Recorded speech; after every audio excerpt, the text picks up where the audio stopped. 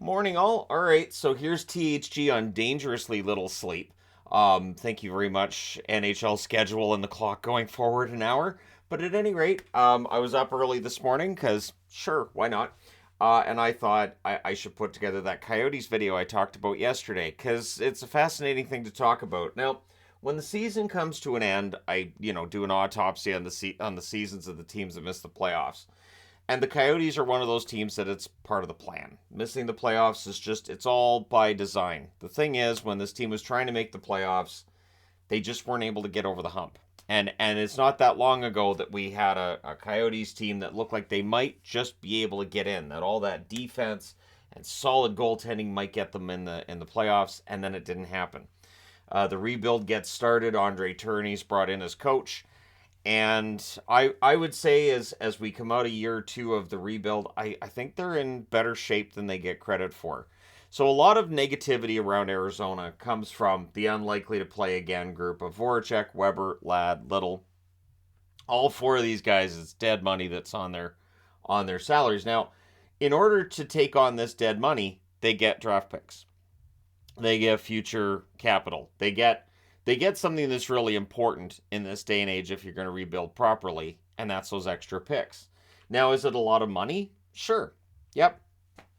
Does it get them artificially to the floor? Sure. Yep. But there's a plan here. Now, for this plan to really and truly work out, May 16th is a big day. May 16th, we will find out what the people of Tempe think about the plan. The plan is to build a $2.1 billion entertainment district. It will have a 16,000 seat arena, so much bigger than what they're dealing with right now at Mullet. A 3,500 seat theater as well. That's a lot. So that's the entertainment part of it. Also, 1,995 residential units, although I've also seen 1,600 depending on which one I was reading, so it may very well be less, but I'll go with the bigger number because that's the bigger number. Two hotels. There's also some retail there, so strip mall or a mall, whatever it is. So it's this nice enclosed area. Now, Alex Mariuello, of course, running a hotel in Vegas, probably wants to create like a little mini Vegas Strip kind of area. The setup in Vegas is perfect. You come out of T-Mobile, you're right in the middle of everything. You can go to various hotels. Everything's in a walking distance. You don't need to drive. It's wonderful. Now there are people who live in Vegas that clearly drive in because they don't want to walk around the strip after the game, but it's nice. And so it looks like with the Coyotes, there's an idea of this entertainment district idea where people come in, they'll watch a game, and on the way in or on the way out, they might do some shopping. You're going to get people who stay at the hotel because they're going to go to a game the next day, or maybe they stay for a few days. And so there's really something to be said for what this might bring to the area. This is more than just the arena. This is more than just an arena proposal, right? So in all likelihood it passes. I'd be kind of surprised if it didn't. And if it doesn't, this big version, and apparently it's 46 acres is what they're looking at. They'd have to just go with just an arena. It would be somewhere else. But this is the plan. This is what they want to do, right? So 1.9 billion of this is from private funding. Now, some of the other money, it does come from taxpayers. So there's this conversation about whether or not it's going to cost taxpayers money. Of course it is. It's just you can't put something like this up and not on some level have it impact taxpayers. But is it going to be a net benefit, a net positive, or is it going to be a negative? And that's where it really depends on how you look at it. If you're of the mind that I don't care about hockey and I don't want to pay more taxes, then it'll probably be a net negative. If you think, hey, an entertainment district in Tempe would be nice, plus the landfill to landmark idea, which is what they're terming it. Yeah, I mean, moving landfill, it's a good idea. Now, there are some on city council. Everybody on city council voted in favor of it going to a vote, but there's some who say, hey, we'll see whether or not this is the best use of the last big parcel of land in the city of Tempe that we can use. I saw that one as a quote, but they're going to leave it up to the voters, and it does look like it should pass. I'd be very surprised if it didn't. There are some naysayers, there's some negativity out there, sure. There are some that say it shouldn't cost us a cent, and why should it cost us anything? There are certain tax breaks the Coyotes are looking for in exchange for getting this building, which people take umbrage with and don't necessarily like. But it's all part and parcel of getting a new building. It's all part and parcel of negotiating between an organization and a city, and it happens in most cities that way. So the NHL has promised as well that should this project go forward, there's a 30-year non-relocation agreement. So while everybody and their dog seems to talk about, well, they should move the Coyotes. Well, they should move the Coyotes. It's a daily conversation. They're not going anywhere. And if this is voted in favor of on May 16th, that conversation's officially dead. It's gone. And so that's the end of it. And they'll get their own all-star game, I would think, the year that building opens. Now, the plan is 2026. That's the proposed opening date is 2026. The longer this drags on, the harder it is to meet that date. And I would say that with everything they want to do, putting up apartment buildings, hotels, 2 hotels, the retail, the arena, it's tough to get all that done and get it done really, really well by 2026. But I mean, the money's there, right? 1.9 billion in private funding, and then the other 200 million coming via government taxes and whatnot. So we have this situation where the Coyotes have this coming, and I really look at it as 2026 is what they're looking at. That's the date when they want this team to get better and compete and really be in the running for a playoff spot. So Voracek's $8.25 million cap hit goes away in 2024. Weber's $7.857 million goes away in 2026. Ladd's $5.5 million goes away this summer. Little's $5.291 million goes away in 2024. So yes, it's dead money. Yes, it does look sketchy to many, but I think that honestly it's a smart move on their part because they're just looking forward to 2026. That's the plan. Now, they've picked up some core players. So I want to talk about the core players. And these are the guys that I think for sure they don't get traded. First, you got Clayton Keller, 24 years of age. His cap hit $7.15 million until 2028. So far this season, in 66 games, he has 27 goals, 39 assists for 66 points. Among point-per-game players in the NHL, he might get discussed the least, or at least close to the least. And he's very good. He's a solid forward who has potential for more than a point per game. And as the team gets better, Keller's probably going to get better as well. So in 2026, he's still in his 20s. Schmaltz will be in his early 30s at that point. He's got a cap hit of $5.85 million until 2027. In 50 games this year, 21 goals, 25 assists, 46 points. And hey, I've always been a big Nick Schmaltz fan. I'm glad they didn't trade him. There was some discussion about whether or not he might get traded at the deadline. His cap hit's not bad. Honestly, for the fact he's almost at a point per game, $5.85 million is not a bad cap hit whatsoever. Then you got Lawson Krause, $4.3 million cap hit until 2028. And in 61 games, 21 goals, 15 assists, 36 points. And with Krause, you get more than just the points. You get more than just goals. You get that physicality. You get that a little bit of an intimidation factor with Krause. And the fact that he is kind of a throwback to the power forwards of the bygone era that I grew up with. Then you got Barrett Hayden, 22 years of age, $1.775 million cap hit. He's a restricted free agent in 2025. 66 games, 11 goals, 18 assists, 29 points. Hayden, since being put on a line with Schmaltz and Keller, his point totals have started to go up. He started to play the way that he was envisioned to play when he was drafted. Michelli, I talk about a lot, 22 years of age. His cap hit is $853,333. He's a restricted free agent this summer. I would expect him to get a 5 or 6 year deal. I don't think it'll be 8. I'd be kind of surprised if it's 8, but I would expect a 5 or 6 year deal for Michelli and probably him getting paid pretty well. 48 games, 5 goals, 30 assists, 35 points. He's an elite passer who's got decent hands, and if he starts to use those hands for shots and he starts getting goals, he could be a gold mine for your fantasy team as soon as next year. And then you've got Jack McBain, 23 years of age, $883,750 is his cap hit. He's a restricted free agent this summer as well. 66 games, 11 goals, 5 assists, 16 points. I have him as a core player because I thought, I'll use 6 forwards. I debated about him or Fisher.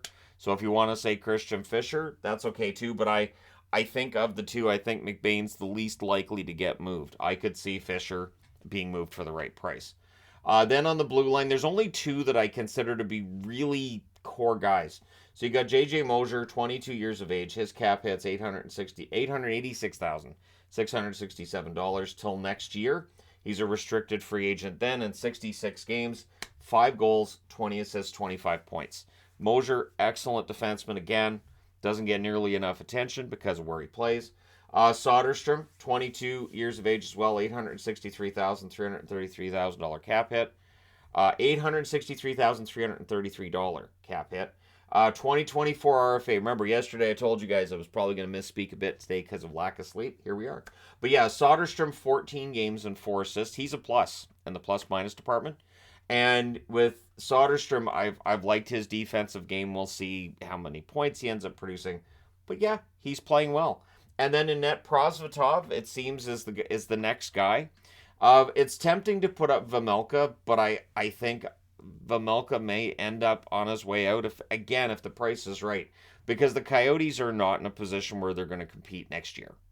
They're not going to be a competitive team next year.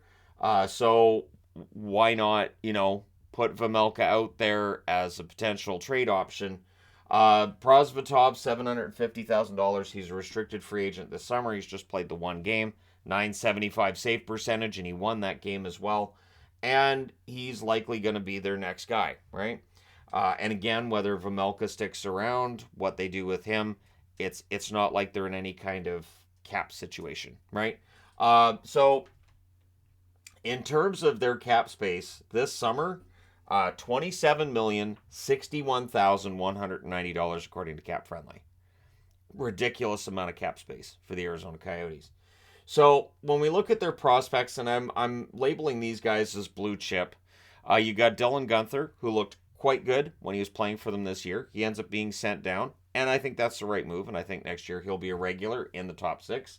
He'll be added to the core players. Connor Geekie, center. I think he's going to be in the lineup sooner rather than later. Maverick Lamoureux, a first-round draft pick, defenseman. He'll be seen as a blue-chip guy. And Logan Cooley may end up being quite the player himself. And then you've got Josh Doan, right winger. Yep, related to Shane Doan.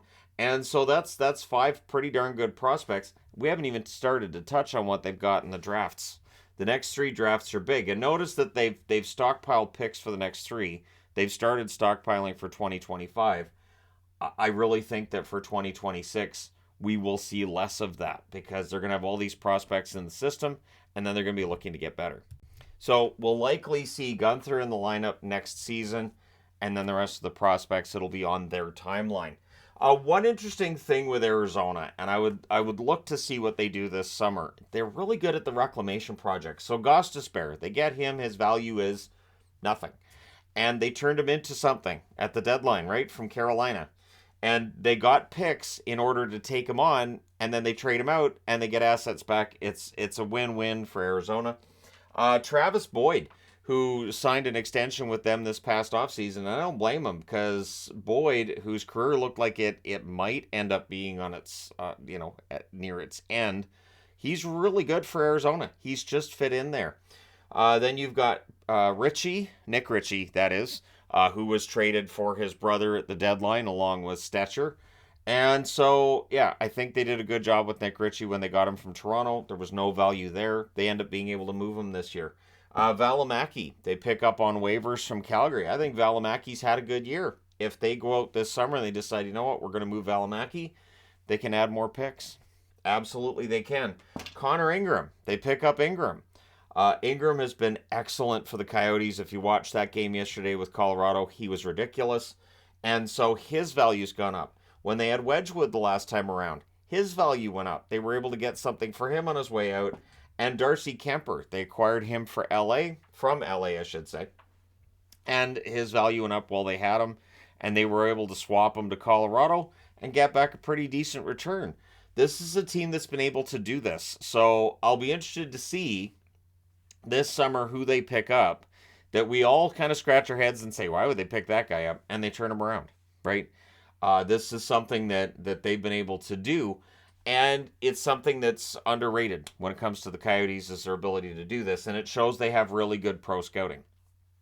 which is the interesting part because they're amateur scouting at this stage. We don't know how well it's going to go. Like when I was doing draft steals, there isn't really enough time yet for us to really know which ones were really the steals. You've got J.J. Mosier in 2021 was the 60th overall pick.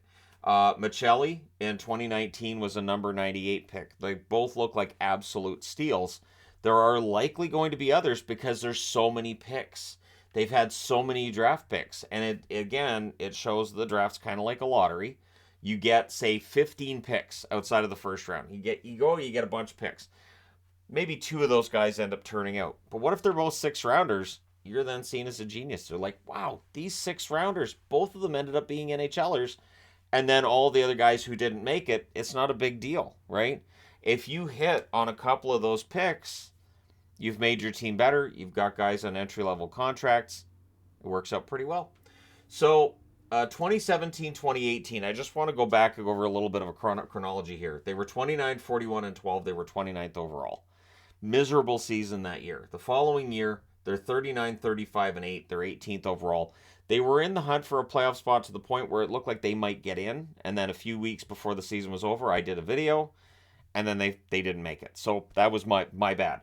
2019, 2020, they were 33, 29, and 8 at the time of the pause. They were 22nd in the NHL, but the top 24 teams made that playoff for the qualifying round, and they did knock out Nashville in the qualifying round before getting taken out by the Colorado Avalanche, who were so impressed with Kemper in that series that they took him.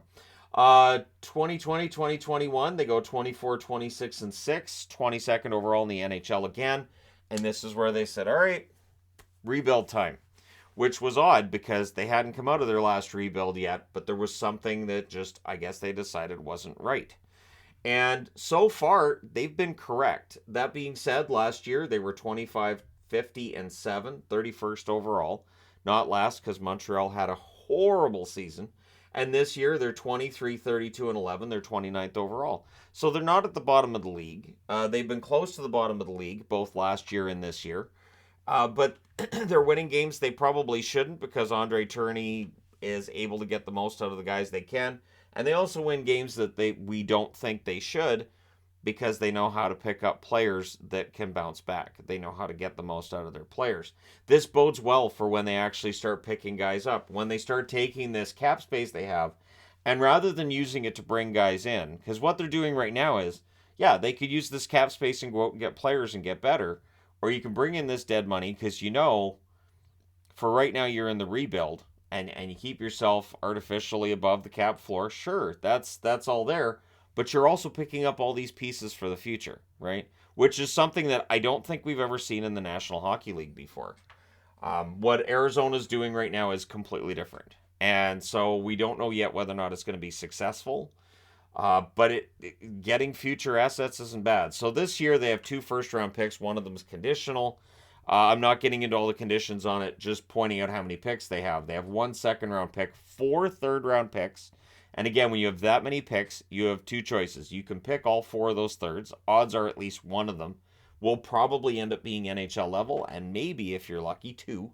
Then you've got a 4th-round pick, 2 5th-round picks, 2 6th, and by my account, they don't have a 7th-round pick this year. But again, all these draft picks help, right? 2024, they only have 1 first so far, but wait till next season. They have 4 seconds. One of those is conditional. 3 thirds, 2 fourths, a 5th, a 6th, and 2 7ths. So they've already acquired a bunch of draft picks. You got 8, 10, 11, 12, 13 draft picks for 2024 already. We haven't even started the 2023-2024 season. 2025, they have a first, 4 seconds, 3 thirds. One of those is conditional, and then a pick in each round after that. So 4th, 5th, 6th, and 7th. This is a team that has acquired a lot of draft capital. So what ends up happening is, when we've seen this start now with Ottawa, where you acquire all these young assets, you acquire draft picks, you get your whole system set up, and then when you're ready to compete and you say, okay, we're ready to come out of this rebuild, you can then use some of those assets to go out and get your players. You don't have to pick up the dead money anymore.